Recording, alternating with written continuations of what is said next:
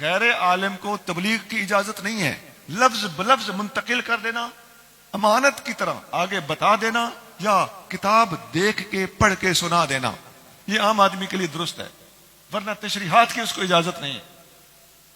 آج جب عام آدمی قرآن کی تشریح کرتا ہے، حدیث کی شرح بیان کرتا ہے اور اپنے پاس سے کرتا ہے تو وہ لوگوں کے اندر گمراہی پھیلاتا ہے.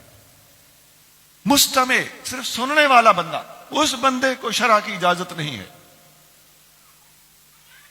اور یہ خرابی اس وقت سب سے زیادہ ہمارے طبقے کے اندر پائی جا رہی ہے کہ غیر فقیہ اور غیر سمجھدار آدمی غیر ضروری اور اپنی نااہلی کے باوجود وضاحتیں کرتا پھر رہا ہوتا ہے. 3 چیزیں. چوتھی چیز ہے او محبہ.